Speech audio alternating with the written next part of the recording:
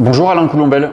Bonjour. Merci d'avoir accepté notre invitation. Vous êtes secrétaire national d'Europe Écologie Les Verts. Ce week-end, vous votez pour renouveler les instances dirigeantes de votre mouvement politique. Vous avez été la surprise du premier tour puisque votre motion est arrivée en 3e position, juste derrière Eva Sas avec 23%.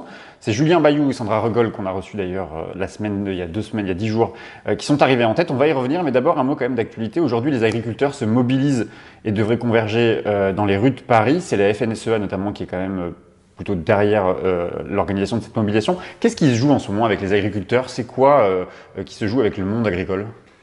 Ce qui se joue, c'est que effectivement, le monde agricole aujourd'hui est traversé de multiples tensions, de difficultés à survivre dans les conditions actuelles de la compétition internationale, qu'il est frappé de plein fouet par toutes les problématiques touchant à l'environnement, à l'aménagement du territoire, au bien-vivre, à la santé alimentaire, etc. Et que le modèle qui est issu des années 50, de l'après-guerre, qui a été un modèle productiviste, industrialiste, etc., est un modèle aujourd'hui totalement inadapté aux conditions et aux besoins actuels de la société française et de la société mondiale. Et donc, face à ces contradictions, aujourd'hui, le monde agricole est en très grande difficulté. On comprend effectivement ce qui se joue aujourd'hui, à la fois en termes de niveau de vie, mais aussi en termes de sens du travail, puisque c'est quelque chose qui est très au centre aussi de leurs revendications, de dire finalement, nous on veut vivre dignement de notre métier et on aime ce que l'on fait, on aime la terre, on aime, etc., etc. On comprend tout à fait que, à la fois, le sens de leur travail face aux contradictions qui sont les leurs crée aujourd'hui des tensions qui les amènent à manifester ce jour. Alors je l'ai dit, Europe Écologie Les Verts vote ce week-end pour renouveler ses instances dirigeantes. Vous vous êtes mis d'accord avec vos autres camarades écologistes pour ce week-end? Pour le moment, vous savez qu'il y avait 4 motions au premier tour de ce congrès. Aujourd'hui, on est en phase de discussion, de négociation avec l'ensemble des motions qui constituaient les enjeux du premier tour. Notre souhait, en tout cas au souffle de l'écologie que je menais, que je conduisais dans cette campagne, c'est d'arriver à une synthèse pour que le mouvement sorte, je dirais, fédéré autour d'un axe fort, d'un projet politique fort pour les 3 années qui viennent, mais de manière unie et fédérée, et non pas de manière fractionnée. Ça veut dire qu'il pourrait n'y avoir qu'une seule liste samedi pour le vote? En tout cas, c'est notre souhait. À nous, c'est notre souhait, parce que je crois que face aux enjeux, qui nous dépasse, nous, très largement, Europe Écologie Les Verts. On en a un tout petit peu parlé par rapport au monde agricole, mais enfin, c'est tellement plus large aujourd'hui. Enfin, je veux même faire simplement mention de ce qui est sorti hier du rapport de l'ONU qui dit que finalement, les gaz à effet de serre continuent à augmenter alors qu'on devrait, au contraire, ralentir de toute force l'émission de gaz à effet de serre. Bon, face à ces enjeux-là, je dirais, les petites histoires internes d'Europe Écologie Les Verts, finalement, ont très peu d'importance. Et donc, sortir demain de manière divisée de ce congrès serait, à mon avis, une erreur absolue par rapport aux enjeux qui nous dépassent. Et donc, oui, on va faire tout pour qu'on sorte sur une synthèse de ce congrès. Qu'est-ce qui pourrait faire que ça achopperait? C'est la question stratégique, la question sur le fond aussi? Ça sera, pour moi et pour nous, le souffle, ça sera prioritairement la question du fond. Parce que nous avons défendu, durant toute cette campagne du premier tour au sein d'Europe Écologie Les Verts, une ligne politique sans ambiguïté, je dirais, à l'inverse, quelque part, des autres motions qui avaient un discours beaucoup plus flou sur les orientations stratégiques à conduire dans les 3 années à venir. Notre orientation, c'est le rassemblement.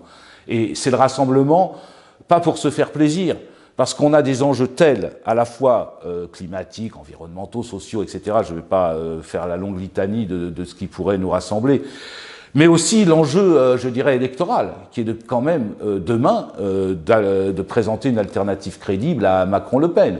Et si on veut présenter une alternative crédible à Macron-Le Pen, il faut qu'on commence à construire cet axe de rassemblement, je dirais, autour d'une matrice écologiste, parce qu'il ne s'agit pas évidemment d'édulcorer notre projet politique qui est l'écologie politique, mais en même temps en tenant compte des évolutions tout à fait significatives qui existent aujourd'hui dans le camp de la gauche, en notre direction, j'allais dire, c'est-à-dire dans la prise en compte, en fait, de l'écologie dans le projet politique aujourd'hui qui anime une partie des gauches. Et donc, ce serait un aveuglement, une stupidité même politique de notre part que de refuser ce qui s'annonce aujourd'hui. Et donc tout l'enjeu du Congrès, c'est de définir une orientation politique suffisamment précise sur cet élément-là pour sortir clair de ce Congrès. Alors on a bien compris, vous souhaitez, vous en tout cas, porter la proposition d'une motion qui réunirait les 4 sensibilités. J'ai bien noté quand même que lors du premier tour, ou en tout cas des premiers échanges, des premières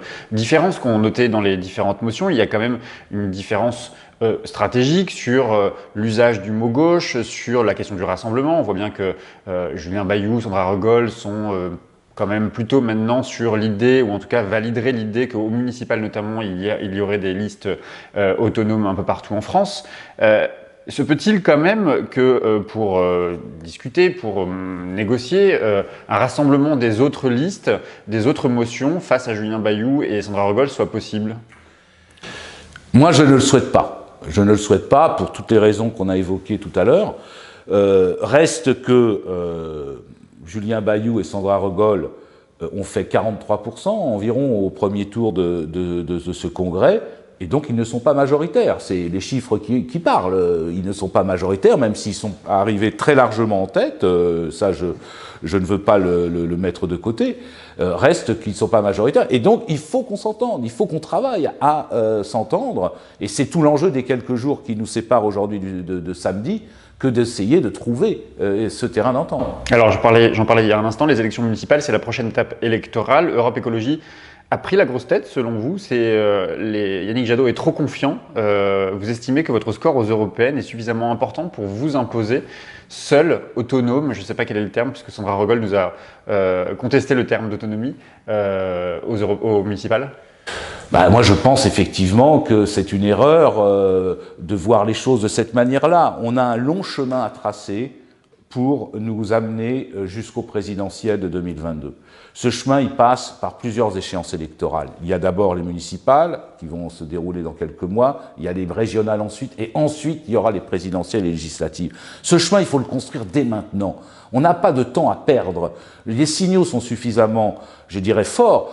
Quand j'entends aujourd'hui le discours, par exemple, de François Ruffin sur la nécessité d'un front populaire écolo, je veux dire, c'est banco, je dis banco. Comme d'ailleurs l'a dit Éric Piolle à certains moments, comme l'a dit quelque part de manière un peu plus feutrée Yannick Jadot, oui, banco, il faut qu'on aille. Alors, je n'emploierai peut-être pas le mot de front populaire qui fait référence à une histoire qui est peut-être, qui n'est plus la nôtre, mais quelque part, on sent bien quelle est l'idée. Et ce que moi je constate, c'est qu'un type comme François Ruffin, il y a 2 ans et demi, n'aurait jamais tenu ce discours-là. Et donc, il y a à l'intérieur du camp de la gauche, qu'on le veuille ou non, des évolutions significatives par rapport aux problèmes, aux questions que nous posons sur la table depuis des années, et qu'il faut essayer de fédérer autour d'un projet politique alternatif.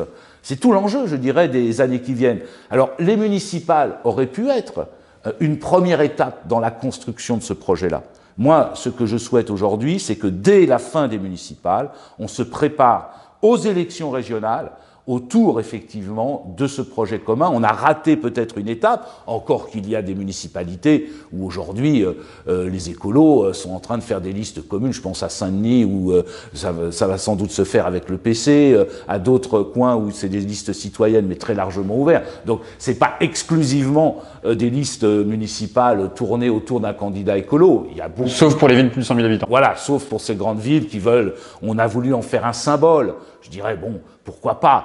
Reste que je comprends en même temps la nécessité de continuer à comment dire, renforcer le pôle de l'écologie politique. Hein. Il ne s'agirait pas demain de dire finalement on va à la remorque de la gauche d'hier ou de je sais pas quoi pour construire avec la gauche. Il s'agit effectivement de renforcer ce qui peut nous lier entre un imaginaire de gauche qui existe depuis le début de la révolution industrielle, et un imaginaire écologiste qui s'est construit à partir des années 60-70, qui aujourd'hui est en pleine expansion, on le voit bien dans l'opinion publique, etc. Il y a un imaginaire autour de l'écologie qui est de plus en plus solidifié, mais il ne peut se construire que s'il tient compte de l'existence de cet imaginaire de gauche qui, lui, qu'on ne peut pas effacer comme ça d'un trait de gomme, quoi. On l'a trop caricaturé, Yannick Jadot, notamment quand il a dit, quand on l'a entendu sur ses positions sur l'économie de marché, ou quand il se revendiquait d'une écologie ni de droite ni de gauche. Au fond, est-ce que Jadot ne marche pas sur les pas des Rugy, Pompili, Cos? Je ne crois pas. Je ne crois pas. Yannick Jadot est quelqu'un qui est fondamentalement ancré dans les valeurs de gauche, donc je ne crois absolument pas à ce que aujourd'hui Yannick puisse être, puisse suivre le chemin des Pompili et de Rugy, qui eux se sont complètement fourvoyés dans un opportunisme politique.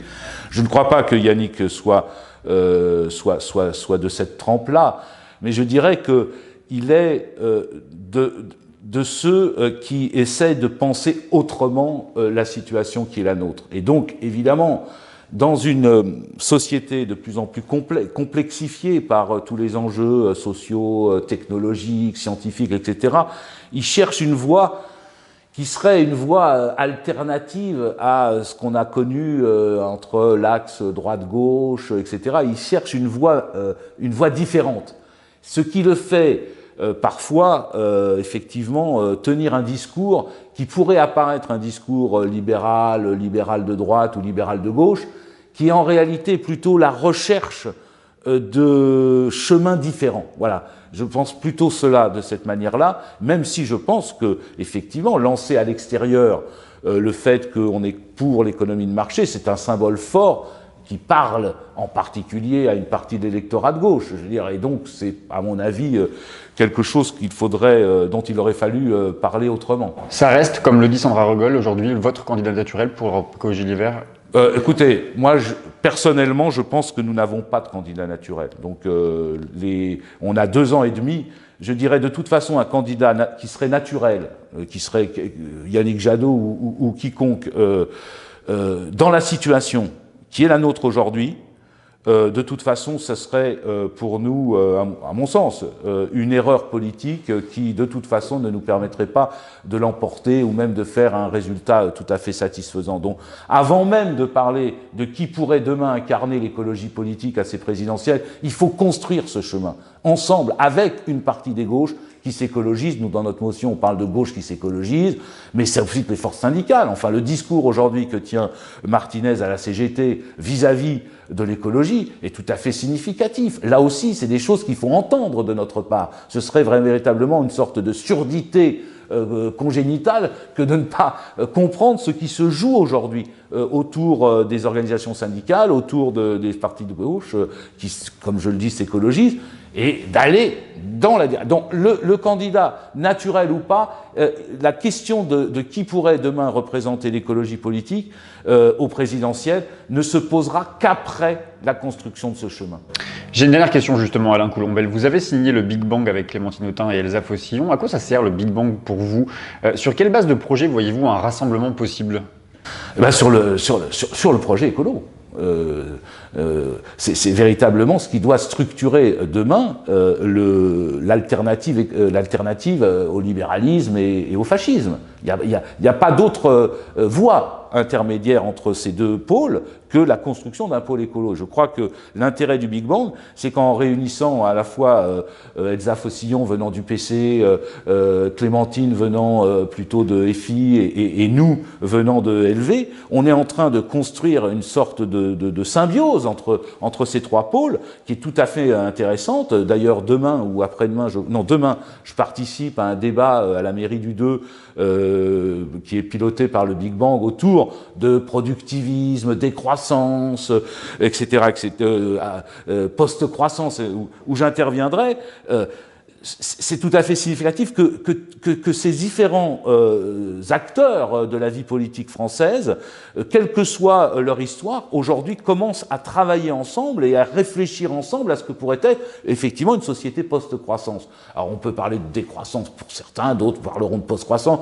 Actuellement, nous on emploie plutôt le terme de post-croissance, mais enfin il faut définir les termes, peu importe. Il reste que cette envie commune qu'on a de réfléchir aux enjeux autour d'un autre modèle de croissance, est tout à fait importante et significative. Donc, pour moi, le Big Bang aujourd'hui, c'est le début de ce que pourrait être un creuset beaucoup plus large qu'on a à construire dans les mois qui viennent.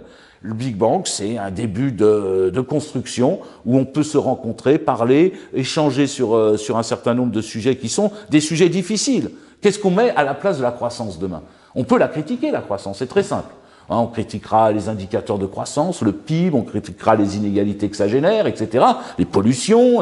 Mais c'est quoi l'alternative? Ben oui, on met quoi à la place? Et nous, tout notre enjeu aujourd'hui, à la gauche et les écologistes réunis, c'est de réfléchir à cette alternative, mais dans des termes suffisamment précis pour que ça soit crédible dans les 2 ans qui viennent. C'est un enjeu considérable. Et donc, pour moi, aujourd'hui, la sortie du Congrès, si elle ne se construit pas autour d'une motion qui dirait ces choses-là de manière très précise, ce serait pour moi un échec de ce Congrès. Il n'aurait, à mon sens, servi à rien.